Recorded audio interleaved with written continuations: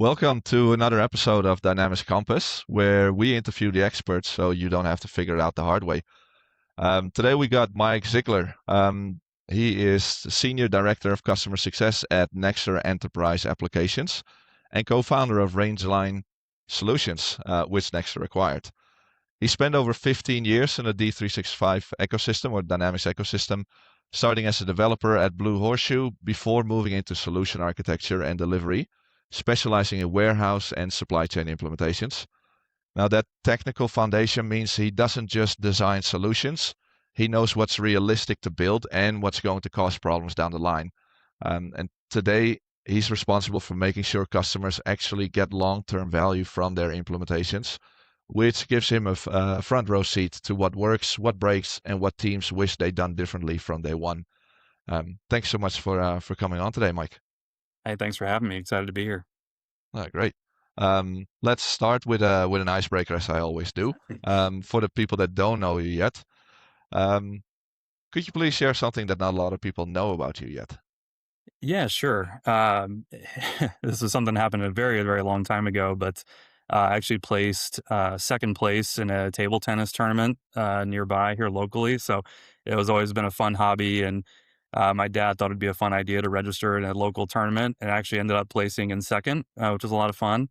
The Yeah. uh, the punchline to that bit, though, is there was only two people in my age group, so I still got the medal and the whole fanfare, but it was just kind of a funny, I don't know, the way it played out was get to say I placed second, but it isn't all that impressive. Yeah. I when I was a lot younger, I when I was on holiday in Italy, they organized. It wasn't a what do you call it, a campo? Like it was a site, and they had a swimming pool, and they organized a swimming contest. Like, Hmm. oh, I'll try. I think I'm a decent swimmer. Yeah. I came in third um, of the four, but the fourth person didn't Yeah. have legs, and they Oh, decided to do butterfly instead of freestyle yeah. because they otherwise he was gonna ace it anyway. So, but I get to say I came in third. Same, Exactly. similar Yeah, you to get to you. hang on to that moment of glory. Exactly. Yeah. Thank you for sharing. Leah, let's dive in. You've been delivering warehouse and supply chain implementations on D365 for years now. When you look back at projects that hit rough patches around go live, what's the pattern you keep seeing?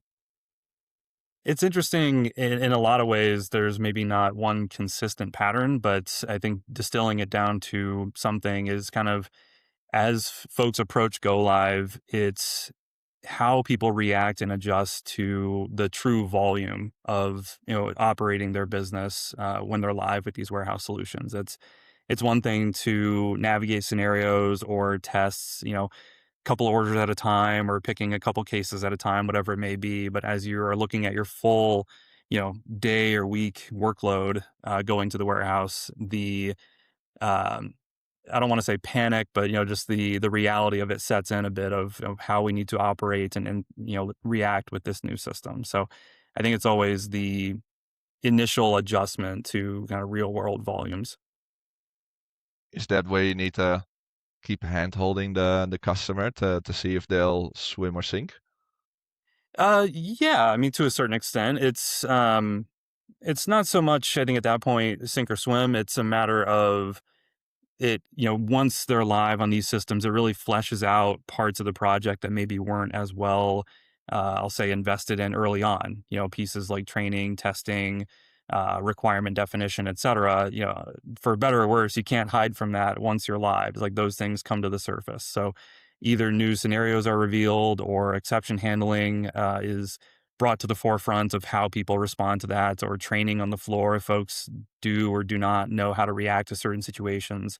But that's where, yeah, I think a lot of consultant and partner expertise, very quickly comes to the table of, let's navigate and document these situations that are either unexpected or we need refreshers on, and Yeah. walk through those things. Yeah. Okay. So you're saying regardless of the amount of testing and training that you do, there's always still scenarios that were not thought of, or that and the scale of it that is hard to actually prepare for? Yeah, I don't necessarily want to say always, because some folks are much more thorough in their documentation than others, but more often than not, yeah, something is revealed. Whether that's a scenario on the warehouse floor or receiving dock that didn't make its way into discovery, or it's some exception that doesn't happen very often that folks didn't think to raise during testing or requirement Yeah, gathering. but yeah, um, but yeah, at the end of the day, once you're live, like I said, there's no real hiding from those scenarios anymore, and it's kind of either validating that you did account for 90% or everything during the project, or yeah, brings those things to light, and you can navigate them at that point. yeah. Good, Mhm. good point. When we spoke earlier, you mentioned something interesting. The idea that testing in a warehouse implementation isn't just about clicking buttons in the system. Can you walk us through what testing actually needs to look like when you've got a physical warehouse operation? Yeah, it's at the end of the day, these system implementations, at least from like a supply chain perspective, are marrying up what's happening in the physical world with these digital systems and accounting for inventory in real time or movement of materials, so on and so forth. And so the testing of these processes when being implemented is so important to make sure those physical outcomes are matching what you're hoping for in the system. Is as you're moving inventory around, do those movements make sense on the physical floor? As you're expecting labels to print out, are they formatted correctly? Are they scannable, by the barcode scanners that you have, or Hmm. rather the scanning hardware that you're using with the warehouse application? And it's validating all these physical touch points, and that the communication between the system and these physical devices like the scanners, printers, uh, conveyor belts, or just these different pieces of hardware are communicating accurately, quickly, and ultimately it's meeting expectations. So it is making sure that bridge between physical and digital is happening the way you expect it to. Yeah, and that's something that you don't find in all industries. You, you Hmm. you'll have some when you deal with like field services or in manufacturing. There'll be some hardware, but in general, it does sound like warehouse is a lot more hardware, external device heavy that you have to take into consideration. Yeah, it certainly can be, particularly on the warehouse front. At a minimum, you're most likely going to have the mobile device scanning hardware, and more often than not, label printers and those kind of things. But you'll also have just 8.5 by 11 paper printers out in the warehouse, or maybe it's more complex hardware like conveyor belts or voice pick solutions, or different Mm. types of scanning device for the finger scanner, or hip label printers, or those kind of things. So there's a lot of different physical components that can play a part, and all of those things you want to make sure are responding the way you expect them to. Yeah, that makes sense. Mhm. How big is the gap between what customers think testing involves versus what actually takes to validate a Mhm. warehouse go live? Well, I mean, like a lot of consulting answers, it depends, but it can often be bigger than maybe folks might give it credit. As far as testing can oftentimes be thought of as an IT exercise, or like a technology activity where you are testing the system and you're testing that these things are functioning. But really, it involves all the different applicable business areas. Here we're talking mainly about warehouse operations. And so that's where you need folks that are, I'll say, maybe the power users within the warehouse to validate, that these systems are operating to meet their needs. And, IT, of course, has a place at that table, Hmm. but it is a broader conversation than just purely an IT one.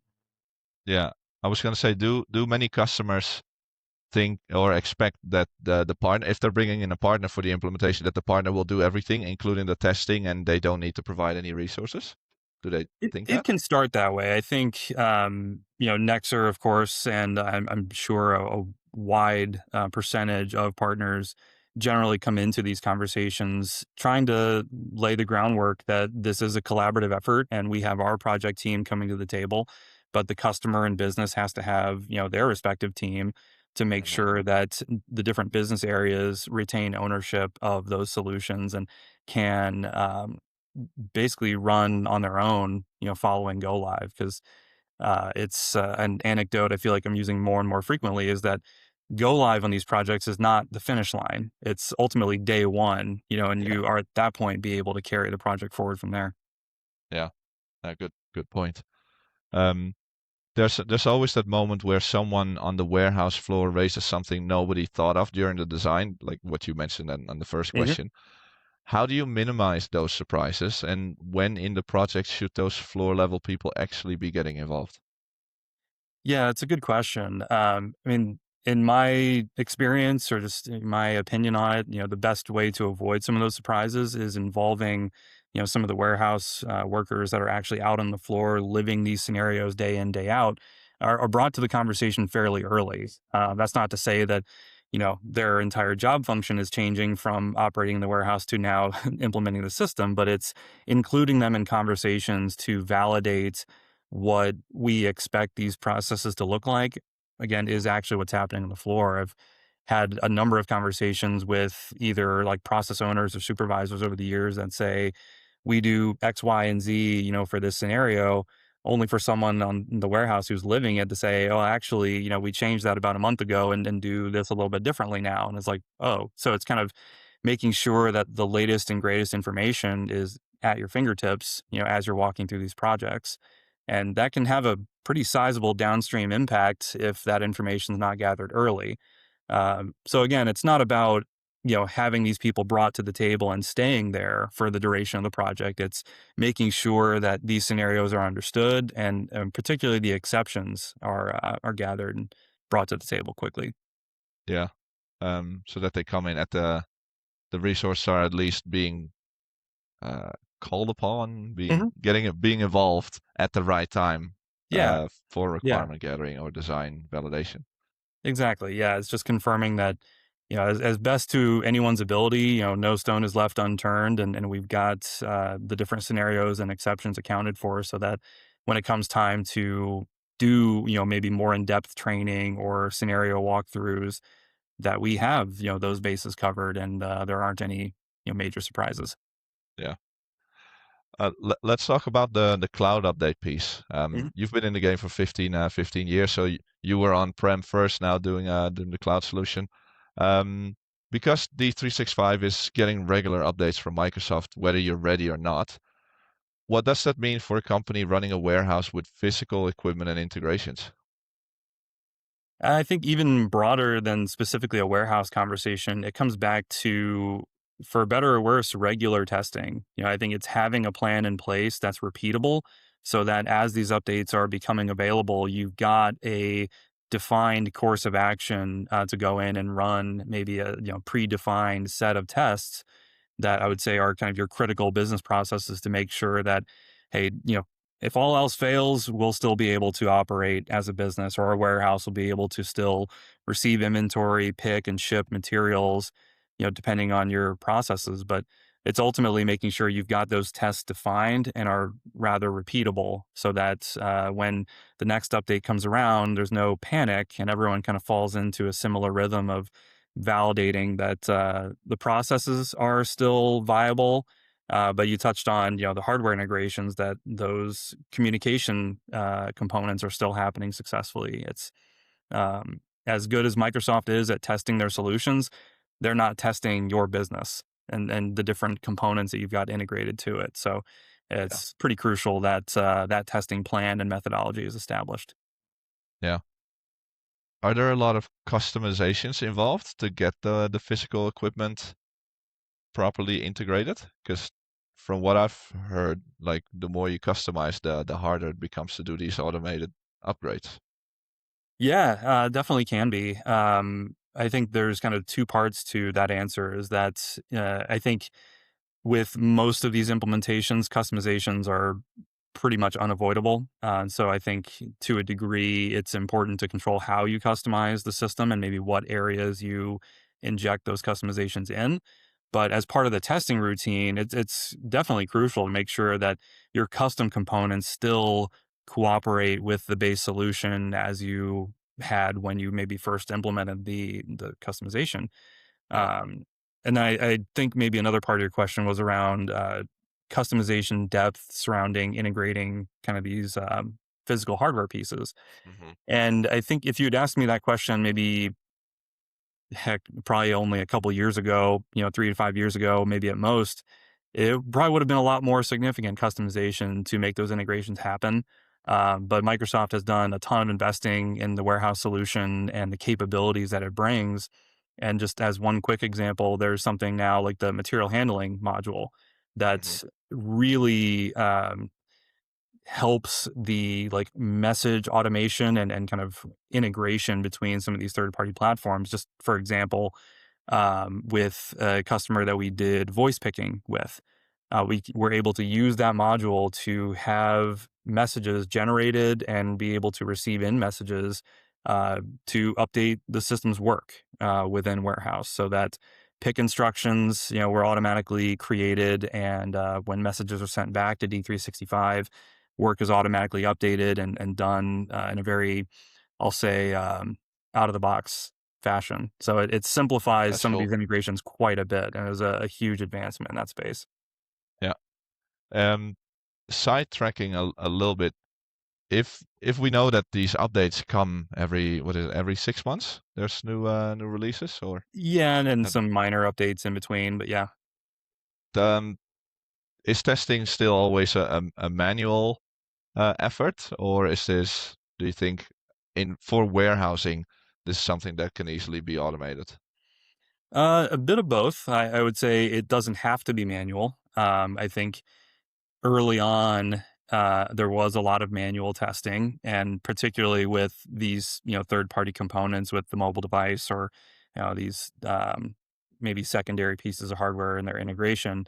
It was a lot of manual testing, but I think even over the last 6 months to year and a half, the testing tools available to customers have grown tremendously in their capabilities. I mean, the benefit of this type of cloud platform is that some of these integration touch points are very accessible and make it easy to plug in some of these third party tools to help test, and that's even glossing over the AI capabilities that some of them are leveraging now that make it even Yeah, easier. So I think testing automation is a huge advantage in recent months to for customers to leverage. So it simplifies that part of the equation and helps you spot issues early, so you can hone in your testing maybe more specifically on those things rather than the 80% or what have you that automatically passes just from routine updates. yeah, yeah. Okay. So to get a bit more concrete, if a company just went live on their warehouse 6 months ago and Microsoft update rolls out, um, what should they actually be doing? Like what does that testing cycle look like in practice? hmm yeah, I think I alluded to earlier, but it's coming back to the definition of kind of your critical path processes. Is like if you've got those documented and the steps that need to be taken in those critical paths. Again, on the warehouse side, typically falling back to receiving product in the door, putting away materials, picking, packing, shipping. If all of those things can be successful, of course, there are the broader components of invoicing and the things outside the warehouse, but Yeah. it's that definition of what does my critical path look like on top of the different integrations that we need to make sure are still functioning.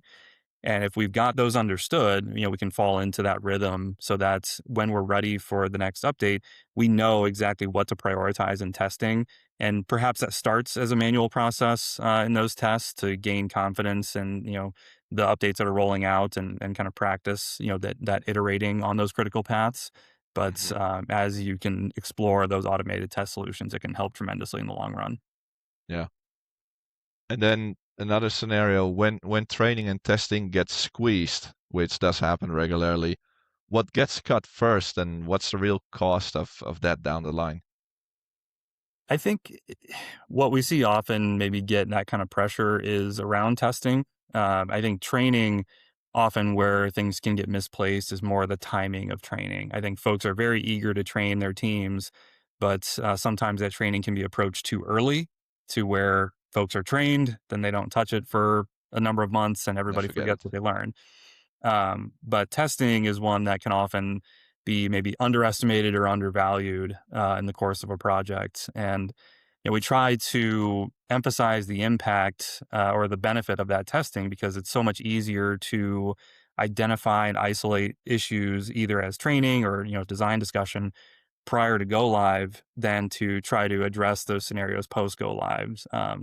Certain decisions or design, practices are implemented during the project that are a bit harder to reverse engineer, once you're operating and using the system. Yeah. If you could go back and change how you approach training and testing on your earliest warehouse projects, what would you do differently? Uh, that's a good question. I think a lot of it comes back to involving folks, from the warehouse floor in that, testing and training early on.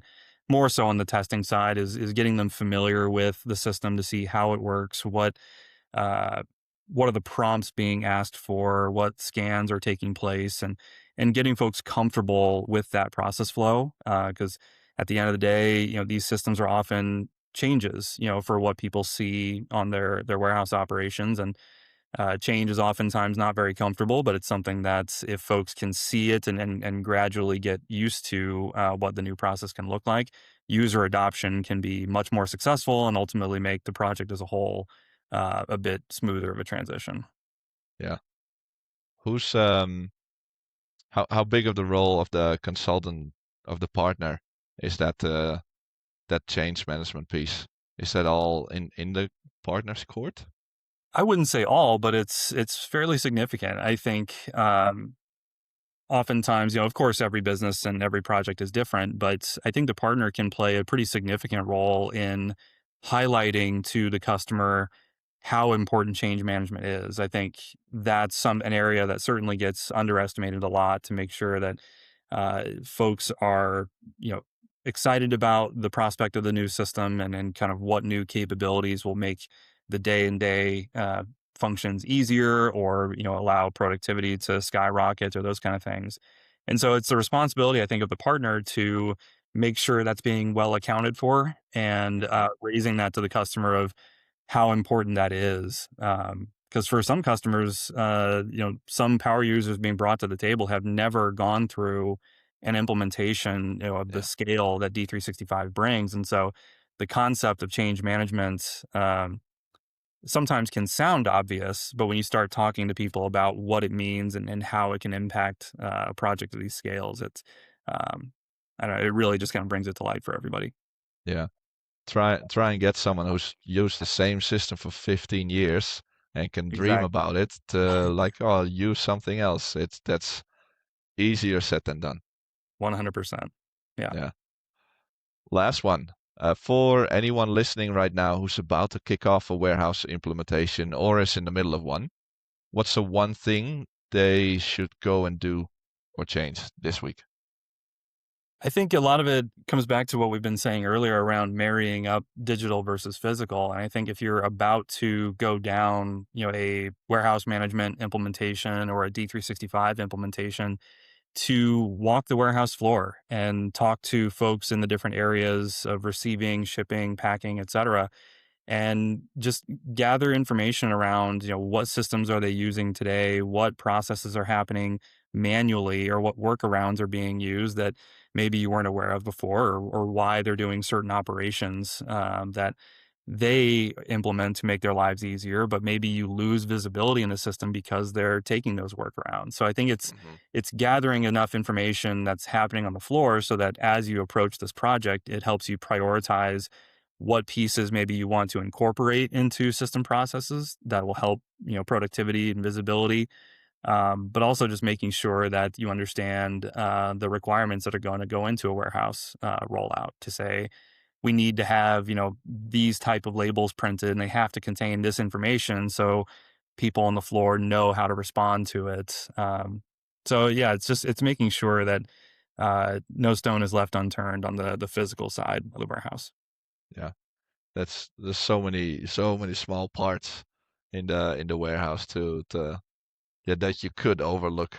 So yeah, Absolutely. Yeah, it's all, I feel like most often it's the exceptions. I think everybody's excited about the yellow brick road and how do we do the critical path I was mentioning earlier, but it's Yeah, also, well, what happens if product comes in damaged, or what happens if there's not enough inventory in this location to complete, my picking operation? What do I do? And yeah, some of that comes down to training, some of that comes down to configuration and making sure that the system reacts in the same way that your workers react on the floor, so that that barrier is limited. yeah. Because I can imagine. I can imagine. Sorry, my English. You could train users on, okay, this is how the system works, Hmm. um, in a best practice scenario. But then indeed, when a damaged good comes in or Right. something like exception comes in, I bet even the users don't know. Like, oh, I know what to do physically, but how do I do this in the system? That seems Exactly. like a complex piece that is hard to tackle up front.